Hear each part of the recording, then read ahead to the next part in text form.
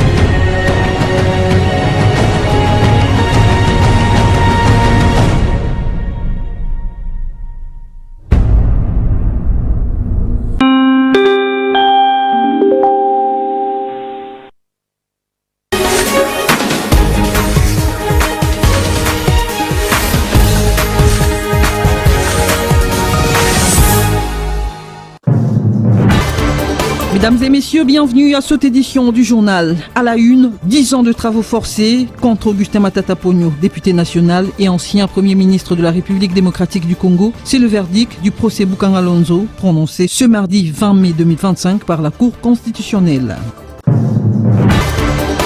Au Maniema, fief d'Augustin Matata Ponyo, l'ambiance était morose. Après l'annonce du verdict de la Cour constitutionnelle, les routes désertes, les Kindoussiens ont préféré rester chez soi.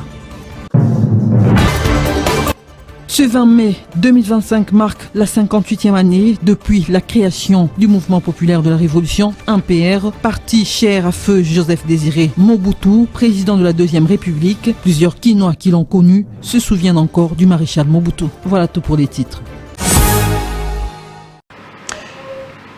Bienvenue mesdames et messieurs à cette édition du journal Procès Bukanga Lonzo. Le verdict de la Cour constitutionnelle est finalement tombé. 10 ans de travaux forcés contre Augustin Matata Ponyo, 5 ans pour le Sud-Africain Christo Grobler et 5 ans également pour Deogracia Mutombo, ancien gouverneur de la Banque centrale du Congo. Les biens et immeubles acquis par les accusés seront confisqués en équivalent de la somme détournée. La suite avec Bénédicte Ndembe. Mise à charge des prévenus Matata Ponyo Mapon Augustin et Globler Christo Stéphanous condamnent chacun à 5 ans de travaux forcés. Dit établi en fait comme en droit l'infraction de détournement de la somme de 89 millions de dollars américains mise à charge des prévenus Matata Ponyo Mapon Augustin et Mutombo Mwananyembo Deogracias, et en conséquence, condamne chacun à 5 ans de travaux forcés. C'est l'épilogue d'un procès qui aura duré plusieurs mois, voire des années, et qui a gardé l'opinion en haleine. L'ancien Premier ministre congolais Augustin Matata Ponyo est condamné à 10 ans des travaux forcés et 5 ans d'interdiction du droit de vote par la Cour constitutionnelle dans l'affaire de détournement de 156 millions de dollars américains alloués au parc agro-industriel de Bukanga Lonzo. Ajouté à cela, 89 millions de dollars américains qui avaient été alloués à la construction du marché international. L'audience de prononcé du jugement a eu lieu ce mardi à la haute cour. La sentence a aussi été prononcée pour les 2 co-accusés de Matata Ponyo. Deogracias Mutombo, ancien gouverneur de la Banque centrale, écope lui de 5 ans de prison et d'inéligibilité. 5 ans des travaux forcés aussi pour l'homme d'affaires sud-africain Christo Grobler Stéphanous. Les 3 condamnés ne peuvent en aucun cas obtenir une libération conditionnelle. Le sujet sud-africain, lui, sera définitivement expulsé du sol congolais une fois qu'il aura fini de purger sa peine. Dans son arrêt, la haute cour ordonne aussi la confiscation de la somme détournée par les accusés dans leur compte en banque ou dans les biens matériels. Quant à la demande de l'Assemblée nationale, qui sollicitait d'abord la levée des immunités parlementaires de l'ancien chef de l'exécutif congolais entre 2013 et 2016, la Cour constitutionnelle a précisé que les faits lui reprochés faits sont antérieurs à son statut des députés national qu'il a acquis en 2023. Ainsi condamné par la dernière juridiction, Matata Ponyo et ses co-accusés n'ont droit à aucun recours, car les arrêts de la Cour constitutionnelle sont sans appel. Ainsi condamné par la dernière juridiction, Matata Ponyo et ses co-accusés n'ont droit à aucun recours, car les arrêts de la Cour constitutionnelle sont sans appel.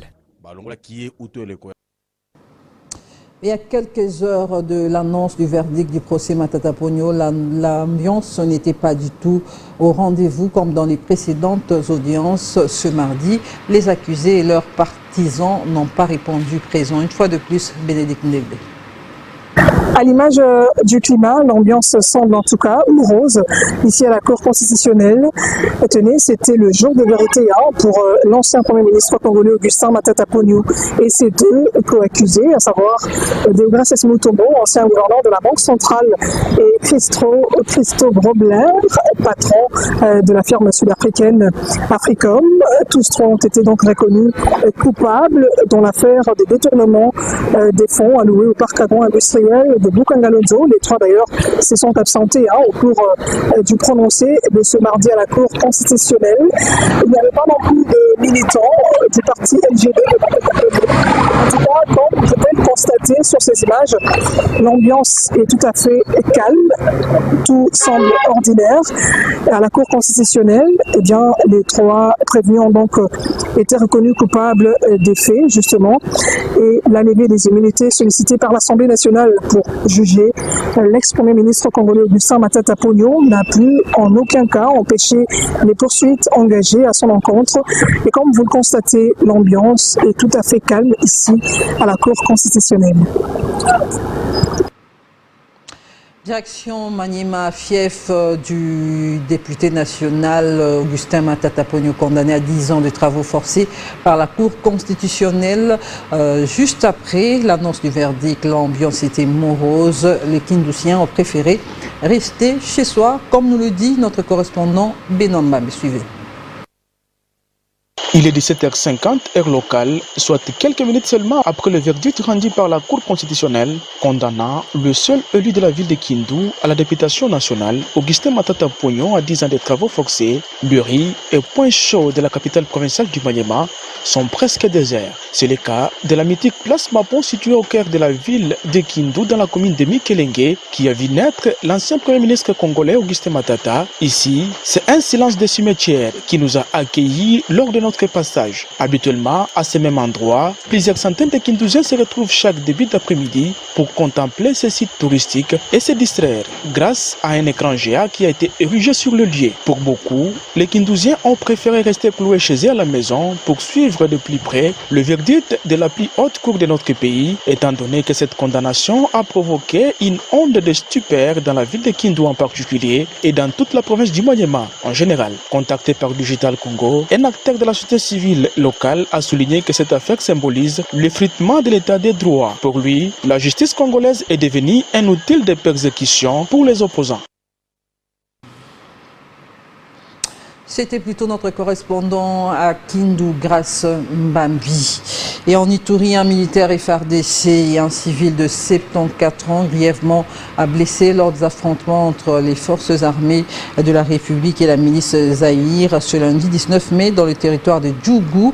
Ils ont été évacués en urgence vers Bunia par hélicoptère grâce à l'intervention de la MONUSCO. Un troisième blessé civil a malheureusement succombé avant l'arrivée du secours. Les combats entre FARDC et la milice Zaïre ont paralysé les activités dans la zone. Les familles des victimes ont salué cette opération qui a permis de sauver 2 vies humaines.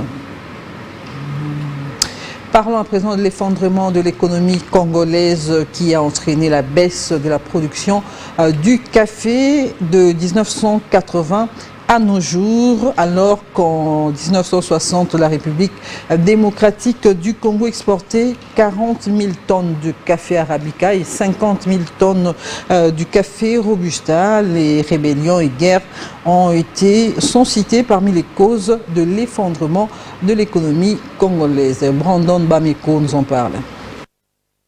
En 1960, la production du café congolais tournait autour des 90 000 tonnes par an. Plus tard, la production va chuter, renvoyant les cafés congolais dans les oubliettes. Alors que c'était le troisième produit exploité après les cuivres et le pétrole brut, selon les statistiques. La République démocratique du Congo a produit un total de 10 429 tonnes de café au cours des 9 premiers mois de l'année 2020, soit 4 850 tonnes pour les cafés Robusta et 5 579 tonnes pour les cafés Arabica, contre 8 599 tonnes durant la même période en 2019, soit une hausse de 26,1%, renseignent les statistiques de la Banque centrale du Congo, BCC. En 2019, la République démocratique du Congo a réalisé une production de 12 400 tonnes de café contre 11 744 tonnes en 2018 et 13 263 tonnes en 2017. Selon le ministère du Commerce extérieur, révèle qu'à mai 2025, les cafés ainsi que les cacao connaissent une tendance plutôt baissière. Les cafés Robusta, par exemple, qui se vendaient à 5,27 $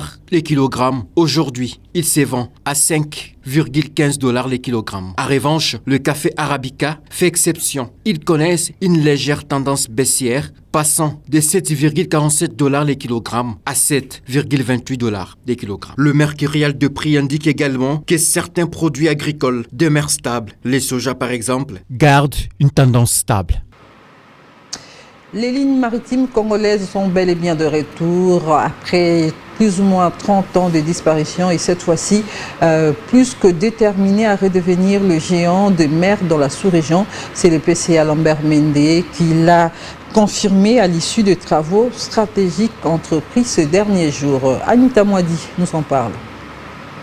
Pendant plus de 30 ans, les noms avaient presque disparu de flot. Aujourd'hui, ligne maritime congolaise est bel et bien de retour, plus déterminée que jamais à redevenir le géant de mer de la sous-région. C'est une annonce historique. À l'issue des travaux stratégiques menés ces derniers mois, le président du conseil d'administration, Lambert Mende Omalanga, a confirmé ce que beaucoup n'osaient plus espérer. L'acquisition de navires en propre devient enfin une réalité. Lambert Mende Omalanga. LMC, avec l'appui de son actionnaire unique, l'État congolais, représenté par le ministère du Portefeuille, a placé une commande ferme de 2 navires, parce qu'il s'agit, à la demande du gouvernement, représenté par le ministère du Portefeuille, de reconstituer la flotte de LMC, qui a été liquidée par les régimes passés. Donc aujourd'hui est un grand jour pour une ligne maritime congolaise qui redevient, on peut le dire, parce que c'est d'ici le mois d'octobre que nous attendons la livraison du premier navire en leasing, et d'ici la fin de l'année prochaine, la construction du nouveau navire sera terminée. Un immense sentiment de joie pour les directeurs généraux Jean-Claude Mukendi Biyamwenza, architecte du plan stratégique de développement 2025-2027, lui qui s'est bat corps et âme pour l'affirmation de l'EMC dans ses prérogatives statutaires et stratégiques des transporteurs maritimes et multimodales nationales au service de la RDC et de l'Afrique. Nous voici réunis une fois encore dans ce cadre du siège social de notre entreprise, après notre passage au mois d'octobre de l'année passée. Nous vous avons rendu visite dans vos installations à Gorichem, en Hollande. Ces différentes visites, ainsi que nos correspondances réciproques, montrent l'intérêt que revêt l'acquisition des navires pour les lignes maritimes congolaises. Ainsi, dans le cadre du processus d'acquisition de 10 navires, nous souhaitons vivement nous entendre. 1. Du point de vue technique, sur le prototype du navire que vous nous proposez, et de 2, du point de vue financier, sur les conditions d'acquisition ainsi que de financement. Un partenariat stratégique avec les groupes néerlandais Damen, l'un des leaders mondiaux dans la construction navale. Nous sommes là pour soutenir non seulement la LMC, mais aussi la RDC. Donc on est là aujourd'hui pour vraiment fêter cette avancée dans la souveraineté du pays et dans un plan stratégique qui va avancer pendant les années à venir. Damen, on est bien sûr très honoré d'être le partenaire choisi par la LNC, dont on remercie non seulement son président, mais aussi tout son staff de nous avoir fait confiance. Ces retours de l'EMC sur la scène maritime régionale est porteur d'espoir, plus de compétitivité et une nouvelle ère pour la souveraineté logistique du pays. Un pavillon national qui réveillait une flotte en construction et une vision claire. Ligne maritime congolaise, les géants des nerfs levés l'ancre vers un avenir ambitieux et cette fois, rien ne l'arrêtera. Et les habitants du quartier Mateba, commune de Kalamou, sont à chaque pluie confrontés au débordement des eaux de la rivière Kalamou qui inonde leurs habitations construites le long de la dite rivière. Une fois de plus, Anita Moadi.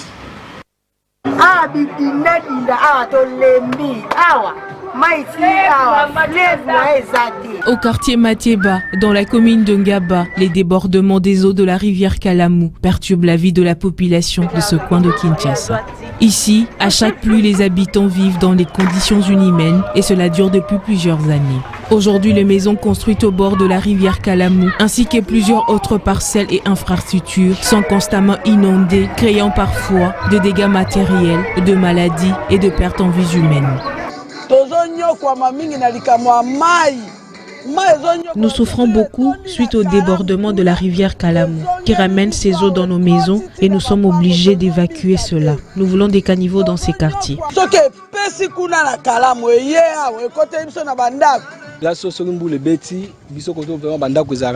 À chaque pluie ici, toutes les maisons sont inondées. Nous voulons une solution dans ce coin de la capitale. Il nous est difficile de circuler à cause des eaux de pluie.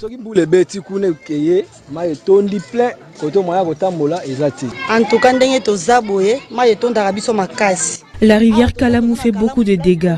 Et toutes les avenues sont pleines d'eau à chaque pluie. L'eau arrive jusqu'à la maison et détruit tout à son passage. Chaises, tapis, lits. Que l'État nous vienne en aide.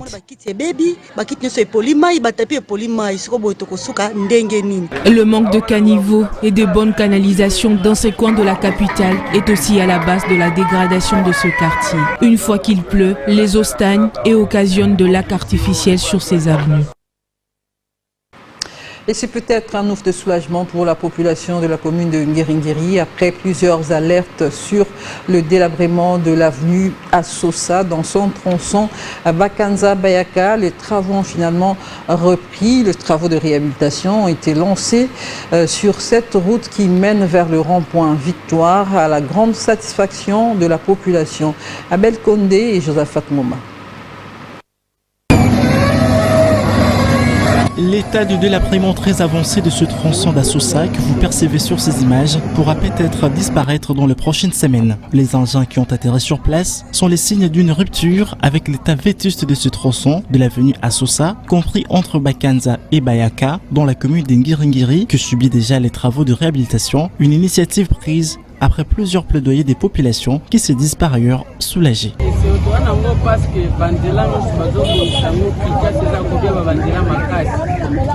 Nous sommes très heureux pour la réhabilitation de cette route parce qu'elle va faciliter la circulation.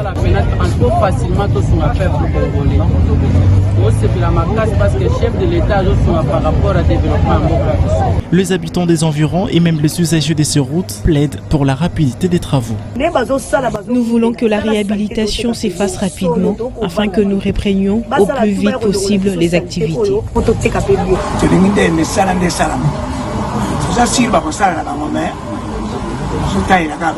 Il faut dire que la réhabilitation de cette voirie va faciliter non seulement la circulation, mais aussi améliorer le confort des usagers. L'avenue Kwango à Bandundu, totalement délabrée suite au blocage des travaux de bétonnage de ce tronçon entre le marché central et le tribunal de grande instance de Bandundu. Et sur place, après explication, le gouverneur du Kwilu, Dr Philippe Kamituna, décide de poursuivre les travaux à la grande satisfaction de la population. Sur place, Benoît Degrofdal.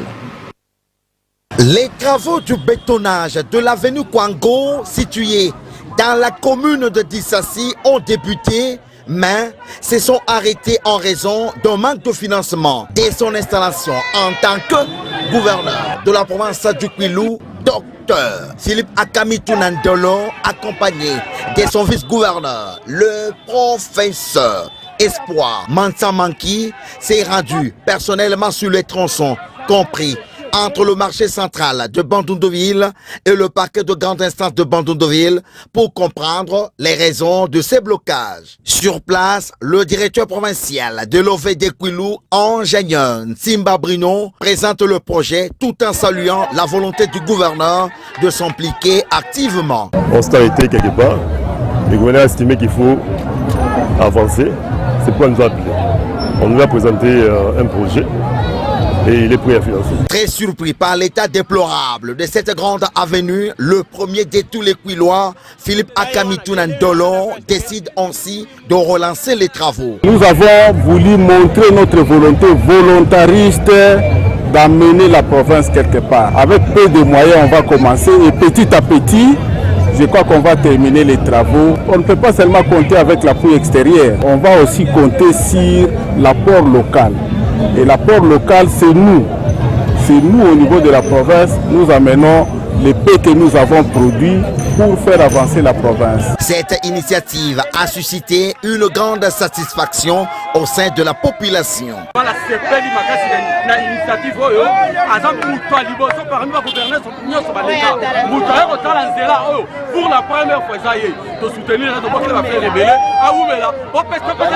Notez que le premier citoyen du Kwilu, Docteur Philippe Akamitou Nandolo, qui connaît bien la province du Kwilu et notamment son chef-lieu, s'engage à lutter pour la modernisation et la construction de toutes les routes de la ville des Trois-Rivières.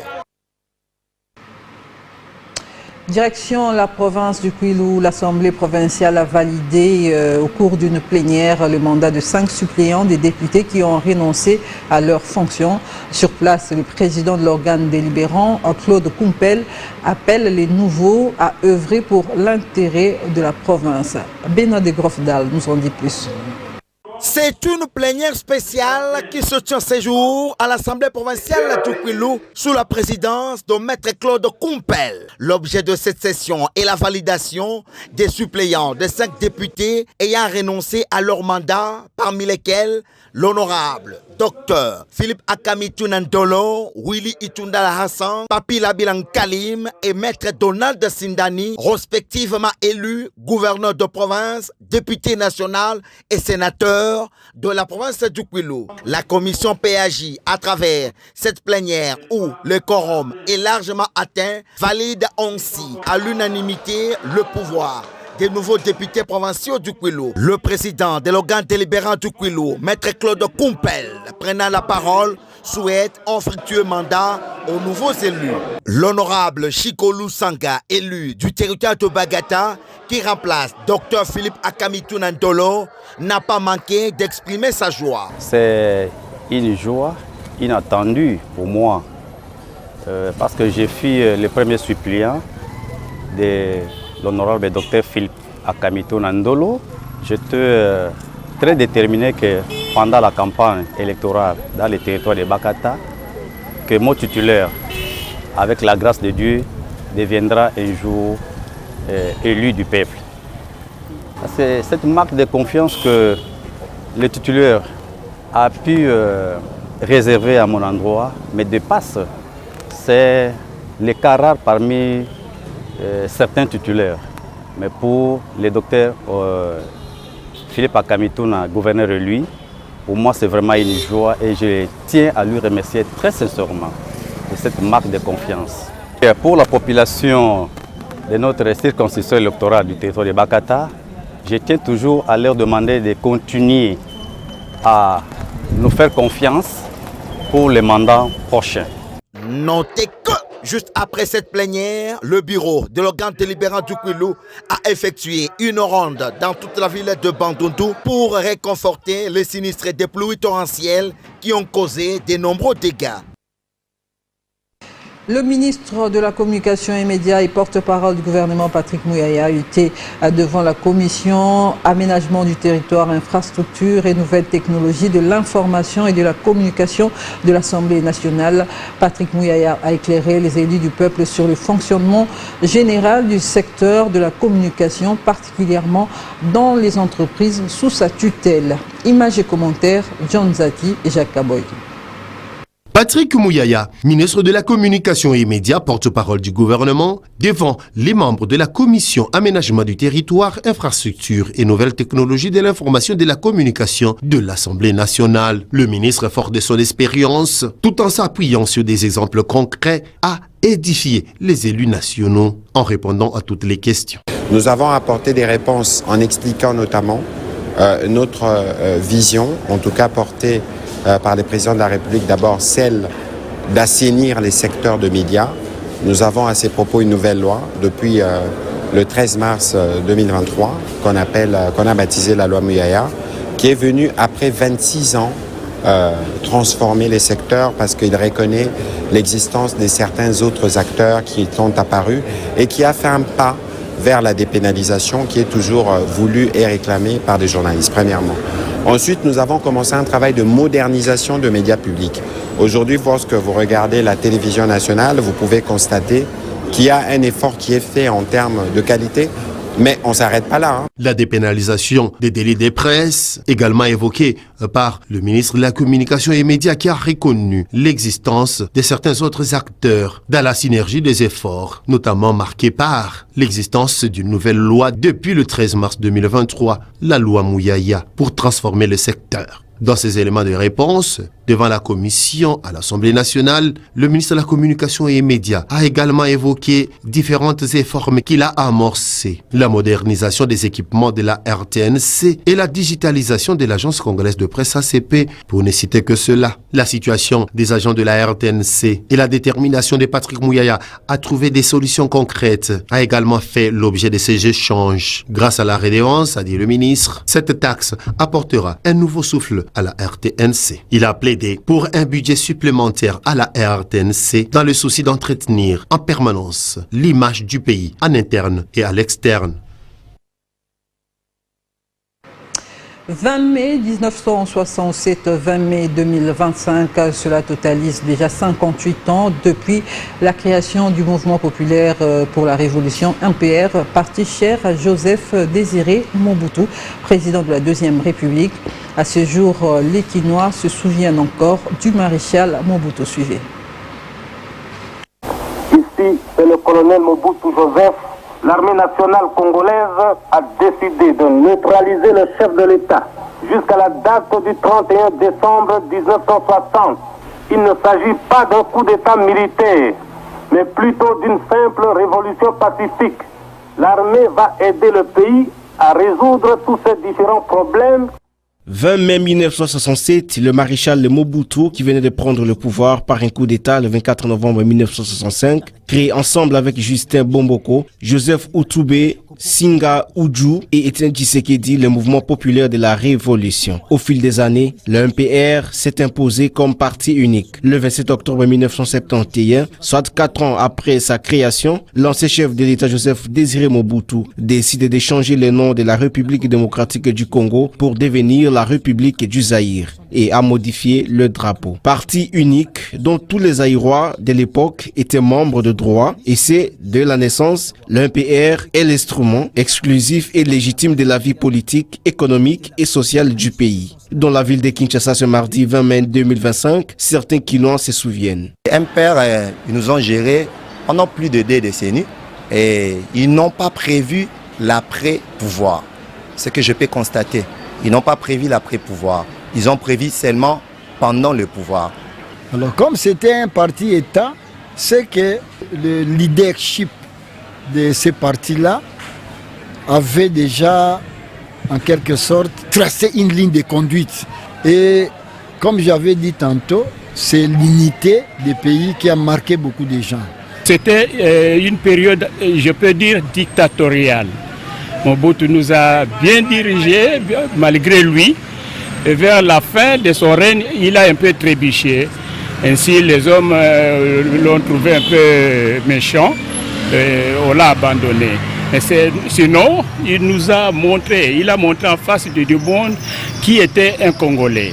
Le parti a été rebaptisé MPR, fait privé par ses actuels dirigeants, après une longue dispute au sommet de ceux qui s'est réclamé, digne successeur du défunt maréchal Mobutu, entre autres sa famille naturelle et ses anciens collaborateurs politiques. Et dans l'actualité internationale, 44 morts, c'est le bilan des nouveaux affrontements sur le territoire palestinien où l'armée israélienne intensifie son offensive militaire depuis 2 jours. Des bombardements qui s'intensifient alors que les négociations sont en cours à Doha pour obtenir un cessez-le-feu. Le commentaire est signé Patrick Ngou et Trésor Ngoudia. Le bras de fer qui oppose Israël et le Hamas est peut-être très loin de voir le bout du tunnel. Après avoir rappelé plusieurs dizaines de milliers de réservistes, Israël a lancé samedi une offensive élargie sur l'ensemble de la bande de Gaza, dans le but affiché d'anéantir le Hamas et de récupérer les otages enlevés au premier jour de la guerre, soit le 7 octobre 2023, lors de l'attaque sans précédent du mouvement islamiste palestinien. La défense civile de la bande de Gaza a fait état, mardi 20 mai, de la mort de 44 personnes dans de nouveaux bombardements de l'armée israélienne sur le petit territoire palestinien où l'ONU dit avoir été autorisée à faire entrer une centaine de camions d'aide. Mahmoud Bassal a fait état de 8 personnes tuées dans une frappe ayant visé une école servant de refuge à des déplacés à Gaza-Ville, de 12 morts dans une frappe sur une habitation à Der Ed-Bala, un centre de la bande de Gaza, de 15 morts dans un bombardement sur une station-service à la limite du camp de réfugiés palestiniens de Mousséirat et de 9 morts